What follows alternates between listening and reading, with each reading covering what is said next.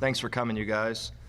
Every time we begin or we're doing another new preseason press conference or pre-spring, pre-camp press conference, I've always walked in here and I felt better and better, and our staff has felt better and better about our team. We have a group last year that played, that had some successes, that had some failures, and had to learn the hard way of what and how you win college football games and what it takes year in and year out to be successful. Last year, we were inconsistent with the process. We were inconsistent with elite habits, and that showed. At times, we could go out and beat anyone in the country, and then we could lose to the Sisters of the Poor the next week. I think our young football team got a great understanding that everything does matter from January through August, and the preparation and the day in grind of elite habits is going to give you a chance to win in the fall. And I think our group right now has bought completely into that process. Just like I said, I felt better last year.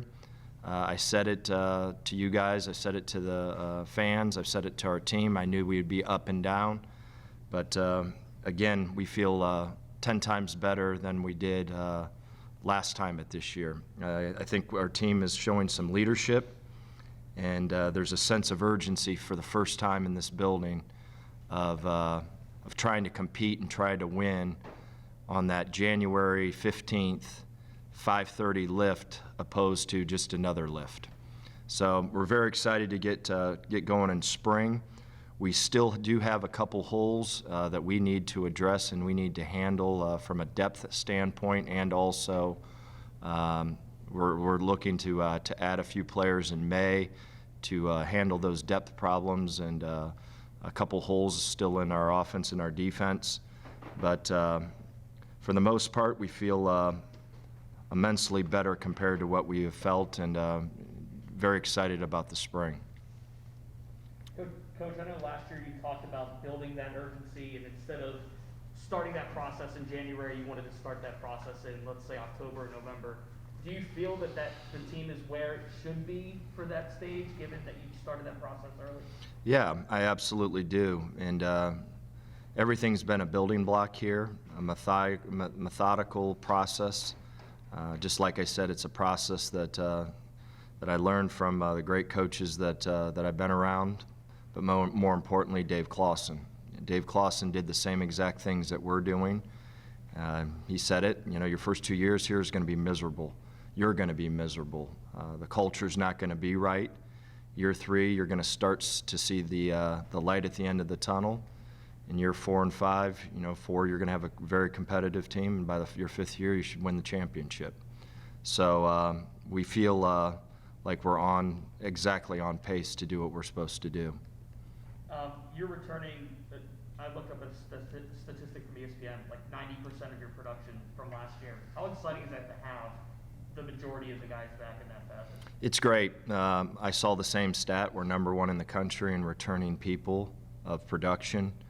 And what we need to do is we need to continue to fill a few holes, improve in some areas that we need to improve on as a football team, have tremendous urgency from January through August, and then go out and in the fall and let it rip, and understand that our work will eventually take over, and we'll find a way to win games because of all the elite habits and daily sacrifice that we did January through August.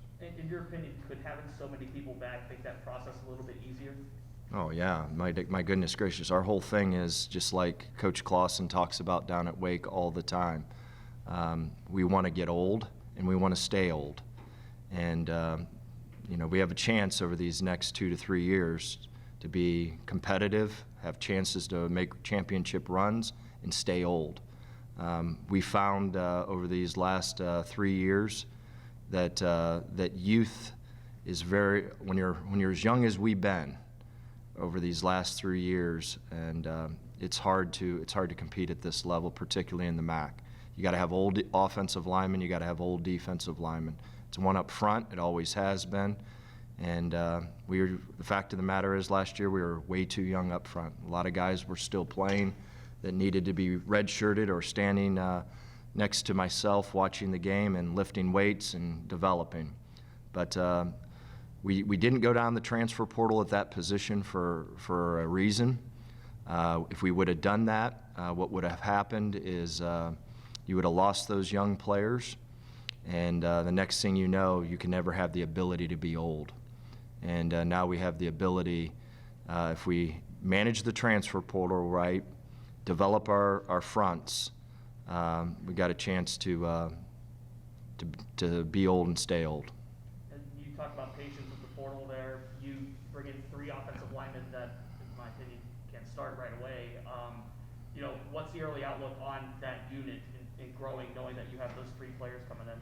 Yeah, and we need to go get a few more, just because of our depth, and we're going to do that. It's going to be a very competitive. I think our young players that did play last year, the sense of urgency for them is through the roof, and I think we're going to get better at that position.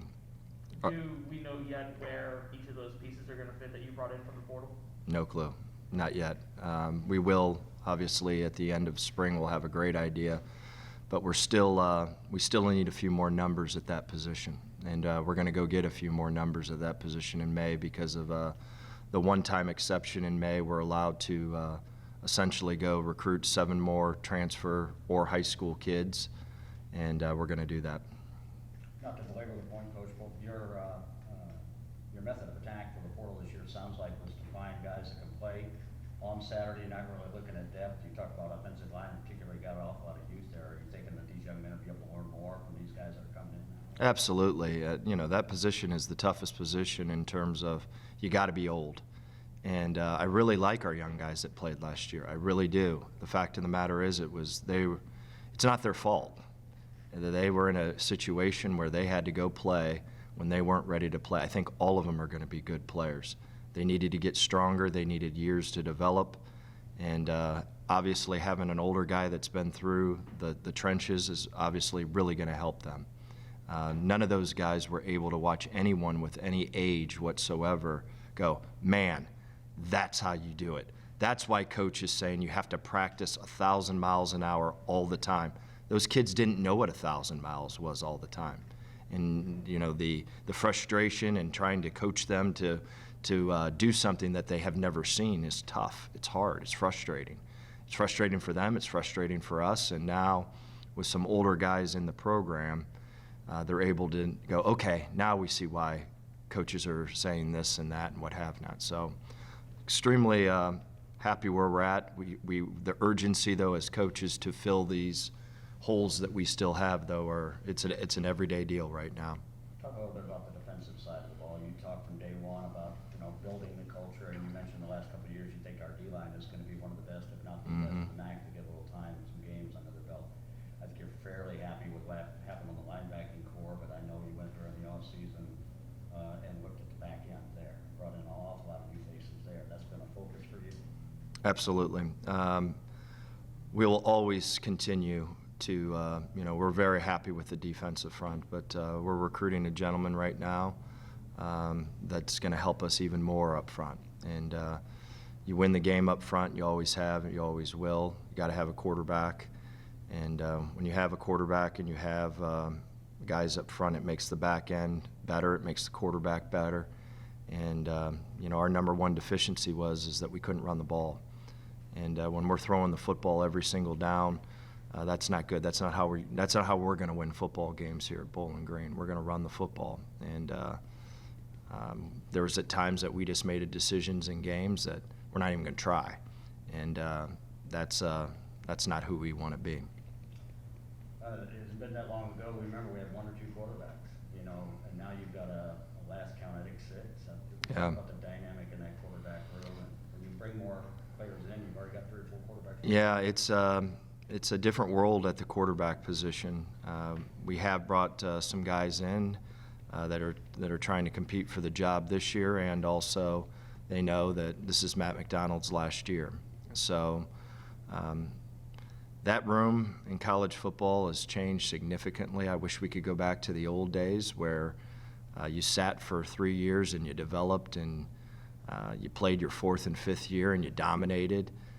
That's not the world we live in right now. And so, we're constantly looking at high school kids, constantly looking at transfer kids, just because you could walk in and have 6 quarterbacks one day, and then 2 minutes later you could have 1. So that is an ever-flowing, ever-changing. If you see our predictions from class to class, when it gets to that quarterback position, there's a lot of question marks all the time in terms of, okay, we think this kid might leave, this kid might stay, this kid might go here. It's an interesting dynamic, to say the least, but we're not the only one. All of college football is dealing with that right now. I remember talking to Coach Clausen about a year ago. You look for athletes, you look for captains on the team, winners on the team, and I guess you see that in quarterbacks as well. And he thought some of those guys might contribute in some other way rather than taking the snap. Yeah, these guys are pure throwers, in terms of they have enough to get out of trouble and all that, but to say that we're going to move Tucker Melton to tight end, no, we're not doing that, no. So we haven't had the luxury yet, and that's where we've always been, is to kind of mold to the type of quarterback that we have, bring in an athlete, see what happens.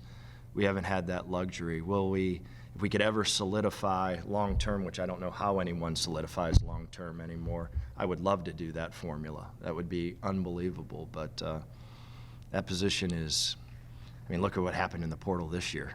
My God, look at the free agency that has occurred across college football at that position. It's mind-boggling.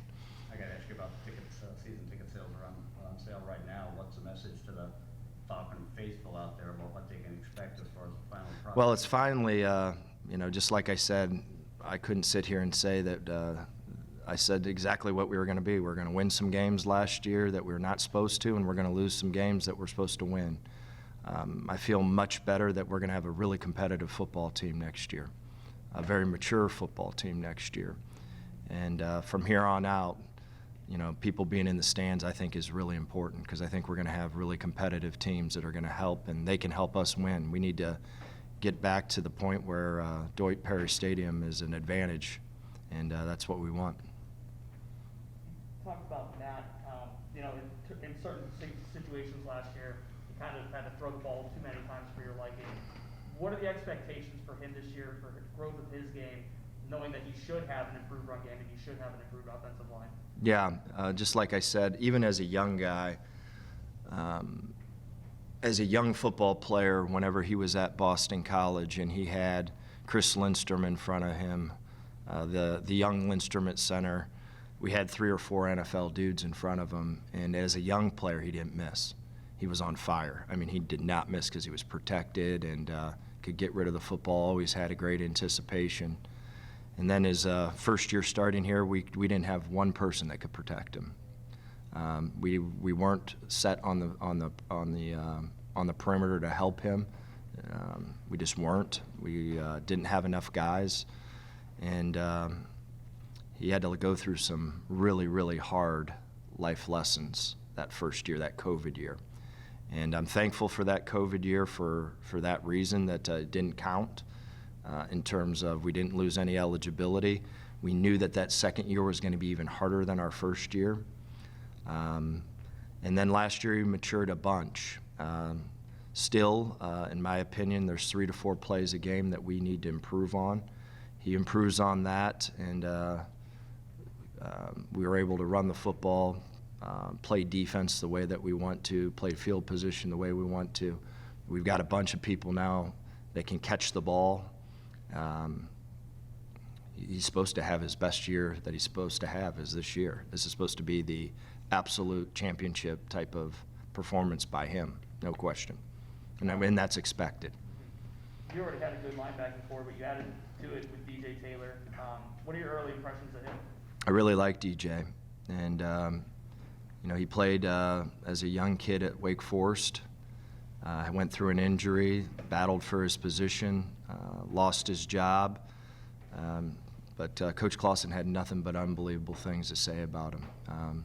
He thought that he had a chance when he was starting to be an NFL linebacker, and that's how we've treated this portal, though. We're not just taking random guys off the street. We're taking guys that we know or coaches that we really know inside and out that are going to tell us the truth.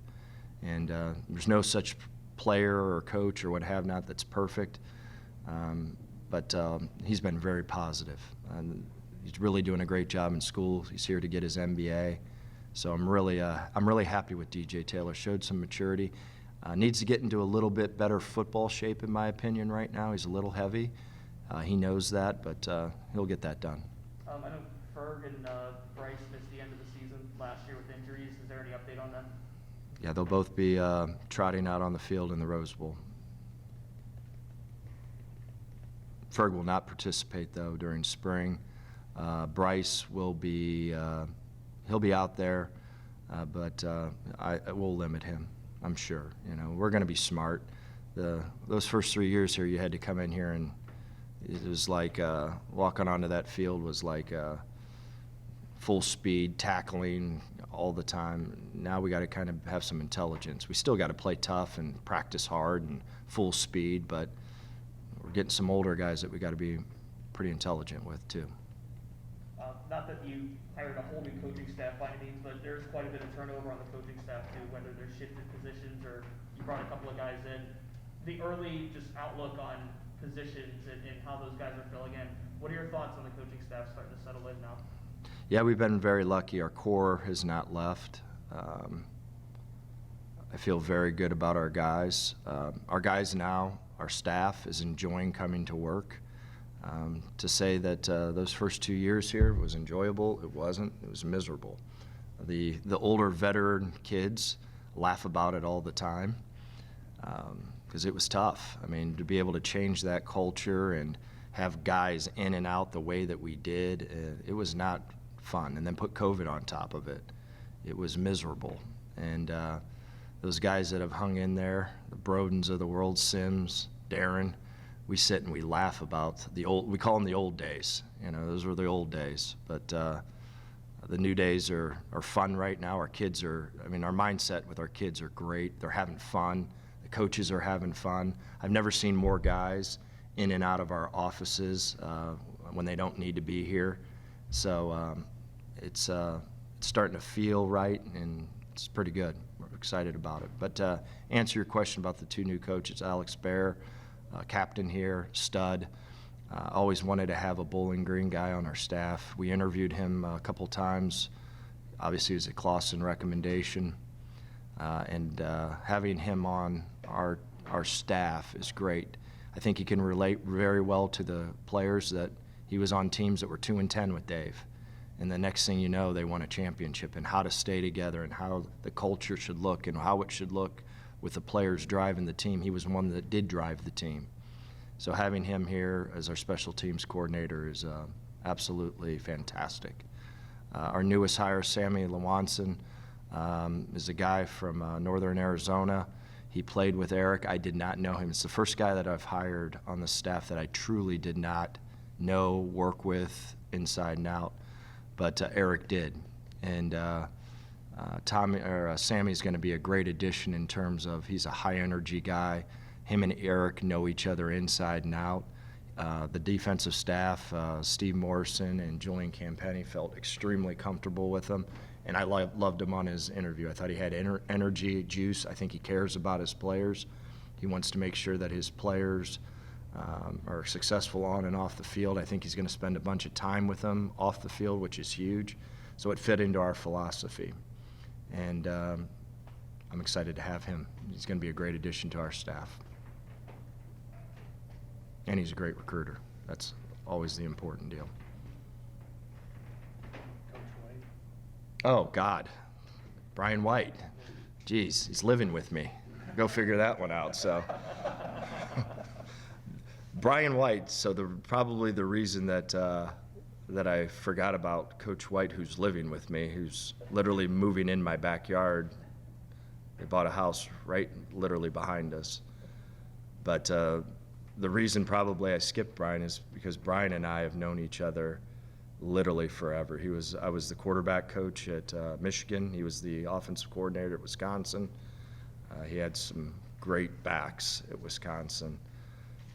We were able to be on the same staff together with Coach Meyer down in Florida. He was the tight ends coach, and I was the quarterback coach. And then we had 3 years together at BC. And I can tell you this about Brian White. He's not a good coach. He's an elite coach. Great recruiter, gets along with players, can hold them to the very highest standards, kick their rear end, but hug them, love them like no other. And he's great for myself. He's a veteran coach. He knows me inside and out. He can say, hey, Lefty, I think this is a great idea, or hey, Lefty, what the hell are you doing? You got to change course. This isn't the right path to go down. And so the reason I miss Coach White is because, just like I said, he's like a big brother to me, inside and out. He's a great coach, too. Great coach, super smart, Harvard quarterback. I mean, come on. What guy's coaching football that graduated from Harvard? Let's go figure that one out. So, Good Brian, neighbor. well, he's living in my basement right now, so great roommate, I should say. Soon to be neighbor. Soon to be neighbor. We love Sally White. They've got 2 kids that are outstanding. One's coaching at North Carolina State, and then he's got a daughter that is trying to find out if she wants to be a Damaris Linker, in football. So it's a football family. Brian has brothers that are coaches. It's a great family. I mean, the Whites. Has he cooked for you yet?